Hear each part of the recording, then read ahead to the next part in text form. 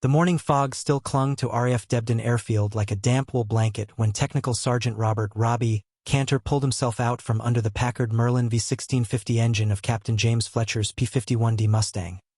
His hands black with oil and his coveralls stained with hydraulic fluid that would never wash out no matter how many times his wife tried, and as he wiped his forehead with the back of his wrist,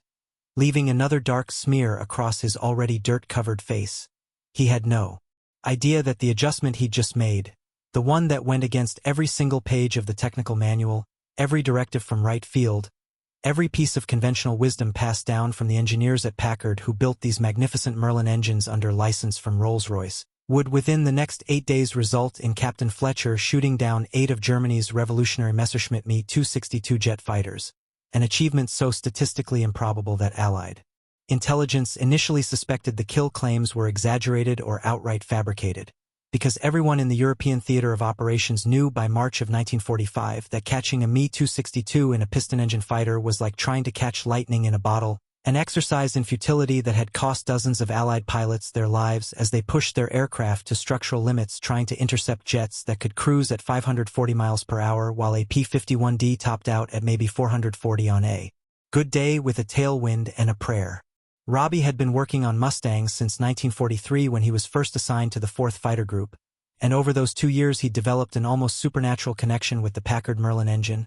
able to diagnose problems by sound alone, feeling vibrations through the airframe that told him stories about bearing wear, fuel mixture issues, and ignition timing problems that other mechanics couldn't detect even with their diagnostic equipment. And it was this intimate knowledge of the engine's personality, because Robbie genuinely believed each engine had its own personality, its own quirks and preferences and moods, that led him to notice something peculiar during high-altitude test runs. The engine's performance didn't follow the smooth curve predicted by the technical specifications, but instead showed unusual characteristics in the transition between war emergency power and military power settings. A dead zone of sorts where the engine seemed to hesitate, to stumble slightly before catching its full throat and roaring back to life. The technical manual specified very precise throttle advancement procedures, developed through thousands of hours of engineering testing at Wright Field in Ohio, procedures that called for smooth, gradual throttle movements to prevent overboosting the supercharger, to avoid detonation in the cylinders, to preserve engine life and maintain reliability, because a Merlin engine was an expensive, precision-built piece of machinery that cost more than most Americans earned in 5 years. And the Army Air Forces couldn't afford to have engines grenading themselves over occupied Europe because some hotshot pilot or reckless mechanic decided to ignore the rules laid out by men with engineering degrees from MIT and Caltech. But Robbie had noticed something during his unauthorized late-night experiments, tests he ran when the officers were in the mess hall or asleep in their bunks, tests that could have gotten him court-martialed if anyone found out he was running engines at non-standard settings without authorization. If you advanced the throttle in a specific way, not smoothly as the manual demanded, but in a sharp, almost violent motion that the engineers would have called ham-fisted and mechanically unsympathetic, and then immediately pulled it back slightly before pushing it forward again to the war emergency power setting, the engine's response changed dramatically, the supercharger spooled up faster, the fuel mixture optimized more quickly, and most importantly, the acceleration curve became steeper, more aggressive, more responsive, shaving precious seconds off the time it took to go from cruising speed to maximum velocity. And in air combat where jets could appear from nowhere and disappear just as quickly, those seconds meant everything, the difference between getting your guns on target or watching your prey vanish into the clouds at speeds your aircraft could never match. Captain James Fletcher was not the kind of pilot who automatically dismissed ideas from enlisted men, which made him unusual among the officer corps, many of whom viewed mechanics as necessary but intellectually inferior support personnel whose job was to follow orders and keep quiet. But Fletcher had grown up on a farm in Nebraska where his father taught him that good ideas could come from anyone regardless of their education or social standing. And when Robbie approached him nervously in the dispersal area that foggy morning, Fletcher saw not an enlisted man overstepping his bounds but a skilled professional who'd been living and breathing these engines for 2 years and might actually know something the desk-bound engineers back in Ohio had missed. So when Robbie stammered out his explanation about the throttle technique, demonstrating with his oil-stained hands how the motion should look, a quick jab forward, a slight pullback, then a firm push to the firewall,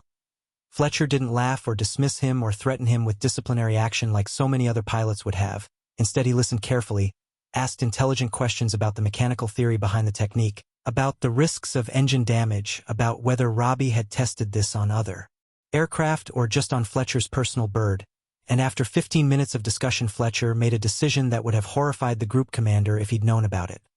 He agreed to try Robbie's technique on his next combat mission, a fighter sweep over Western Germany where intelligence suggested Me-262s from Jagerband 44, Adolf Gallen's elite jet squadron, were operating from hidden airfields scattered through Bavaria. The group commander, Lieutenant Colonel Philip Morrison, walked past just as Fletcher was climbing into his cockpit, and Morrison noticed Robbie talking animatedly to the pilot, gesturing at the throttle quadrant, and Morrison called out asking what the hell was going on. Why was a technical sergeant giving flight instructions to a rated combat pilot? And Fletcher, thinking quickly, replied that Robbie was just explaining a minor adjustment made to the throttle friction lock. Nothing important, just routine maintenance, and Morrison nodded curtly and moved on,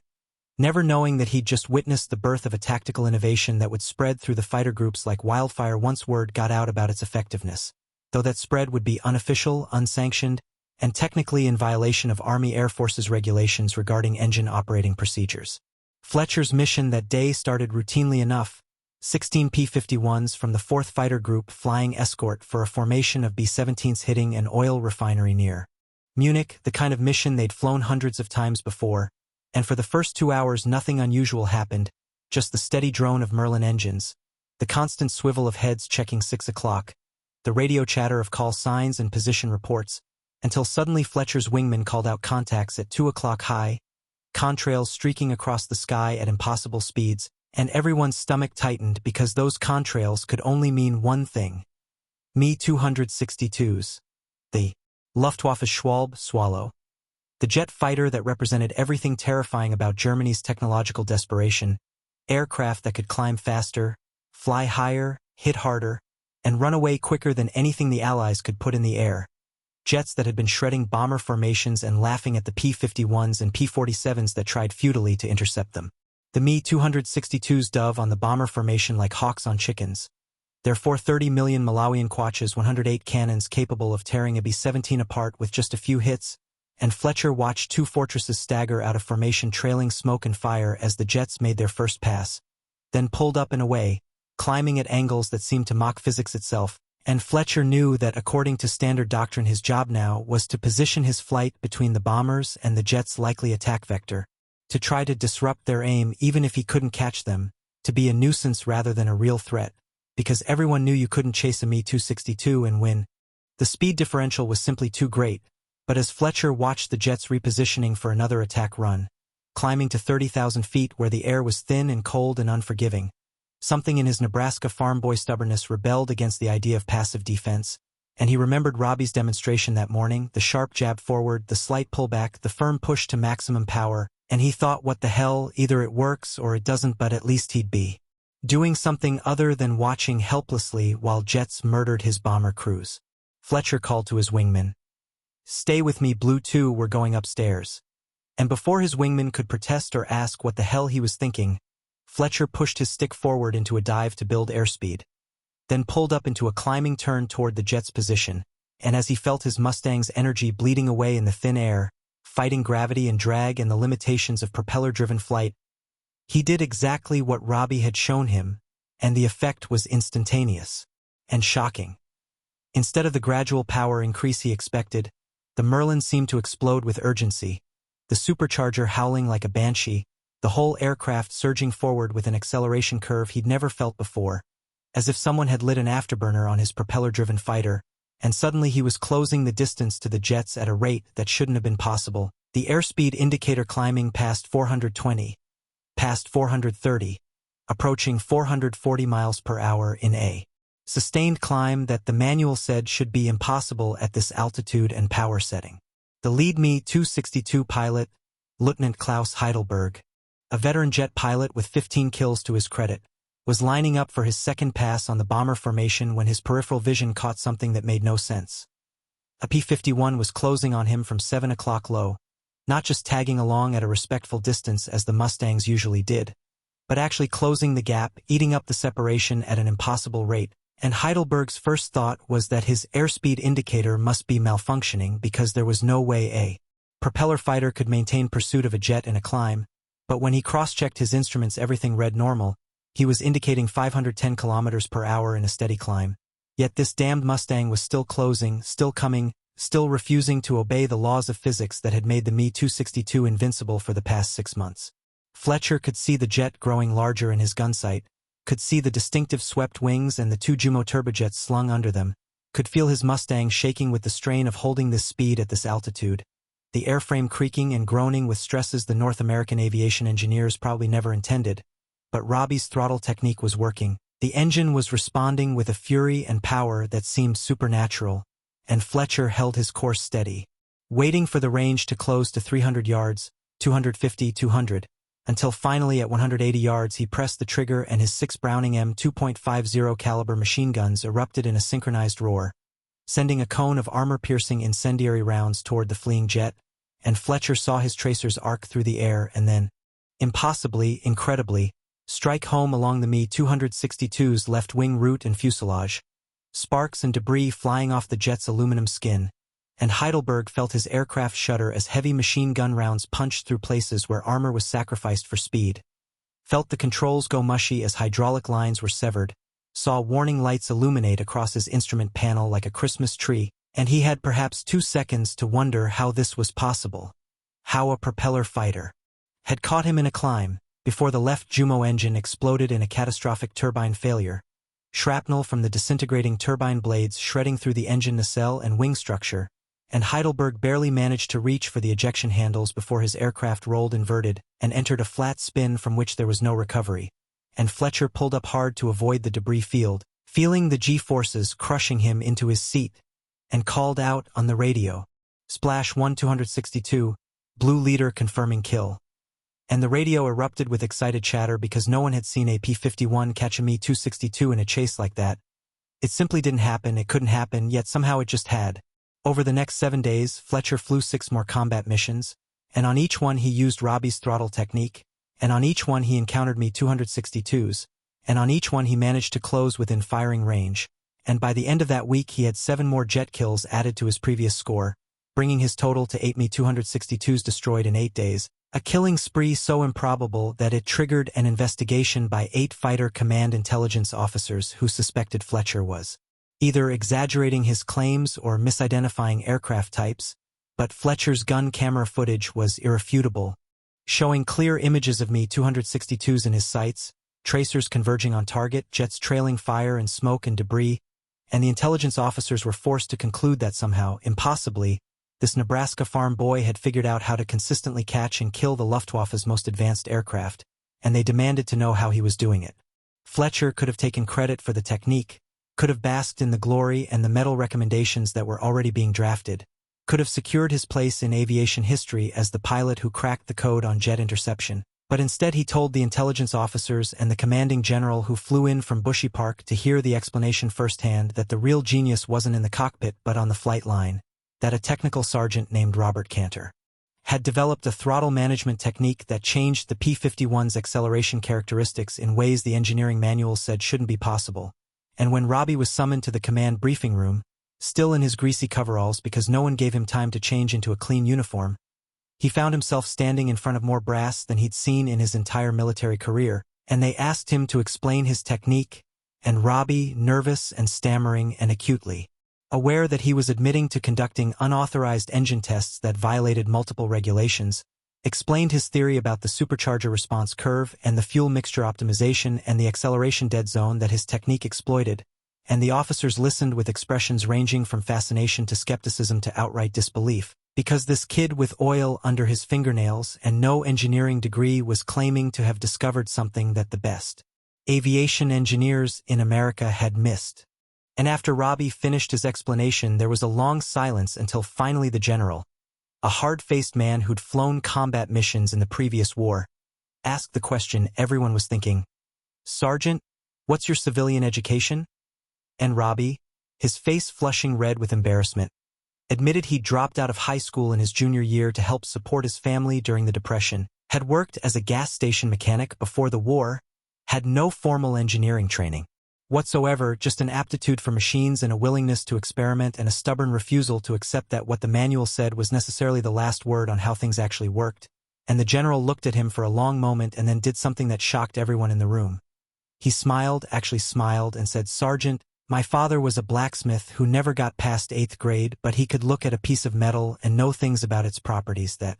metallurgists with doctorates couldn't figure out with all their testing equipment. Some people just have a gift for understanding how things work, and I think you're one of those people, and I think the Army Air Forces needs to listen to people like you more often instead of assuming that all wisdom flows downward from Wright Field." Within 48 hours, Robbie's throttle technique was being demonstrated to pilots throughout 8 Fighter Command,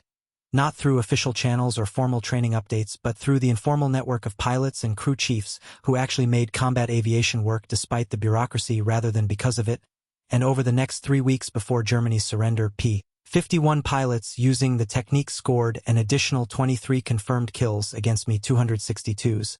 an unprecedented success rate that baffled Luftwaffe jet pilots who couldn't understand why their overwhelming speed advantage had suddenly evaporated, why these damned American propeller fighters were suddenly able to catch them in situations where pursuit should have been impossible, and the German pilots began to develop almost superstitious theories about modified American aircraft, about secret engine upgrades, about advanced fuel formulations, never suspecting that the actual answer was far simpler. A high school dropout mechanic had figured out how to squeeze more performance out of the Merlin engine by doing something the manual explicitly said not to do, and a pilot from Nebraska had trusted that mechanic's expertise enough to risk his life testing it in combat, and together they'd created a tactical innovation that gave Allied fighters a genuine fighting chance against jets that had previously seemed untouchable. The official after-action reports from 8 Fighter Command carefully documented the kills and the tactic's effectiveness, but they soft-pedaled the fact that the technique violated engine operating procedures and that its discovery was the result of unauthorized testing by an enlisted man acting outside his authority, because the Army Air Forces had a complicated relationship with innovation that came from the bottom up rather than the top down, and there were senior officers who were genuinely uncomfortable with the idea that sometimes the best solutions came from people who hadn't been to the right schools or didn't have the right credentials or didn't follow the proper channels. But pragmatism won out over bureaucratic fastidiousness because the technique worked, undeniably and repeatedly worked, and in warfare results matter more than procedure, and so the technique was quietly incorporated into fighter tactics. Even though it remained technically unofficial and was never added to the formal engine operating manuals, which continued to specify smooth, gradual throttle movements right up until the manuals became obsolete with the introduction of jet fighters that made the whole discussion moot. Robbie Kantor received the Legion of Merit for his contribution to the war effort, a decoration normally reserved for officers, and the award ceremony was awkward because Robbie still didn't really understand why everyone was making such a fuss. In his mind, he'd just been doing his job, trying to make his aircraft perform better, trying to give his pilots every possible advantage, and the idea that this was somehow extraordinary or heroic seemed strange to him, because wasn't that what everyone was supposed to be doing, figuring out how to do things better, how to adapt and overcome and innovate? Wasn't that the whole point of fighting a war, to be smarter and more creative than your enemy? And if a technique worked, then why wouldn't you use it even if some engineer in Ohio who'd never been shot at by a Me-262 said it wasn't by the book? Captain Fletcher went on to finish the war with 23 confirmed kills, making him one of the highest-scoring aces in the European theater, and he never forgot or downplayed Robbie's contribution, always making sure people knew that his success against jets was built on the foundation of a mechanic's ingenuity and willingness to question conventional wisdom. And after the war, when Fletcher was invited to speak at aviation conferences and historical symposiums, he always told Robbie's story, always emphasized that some of the most important innovations in aviation history came not from engineers in laboratories but from mechanics and pilots who lived with the aircraft every day, who knew them intimately, who understood their quirks and limitations and possibilities in ways that no amount of formal education could replicate. And Fletcher would always end these talks by saying that the lesson he learned from Robbie Kantor was that expertise comes in many forms, that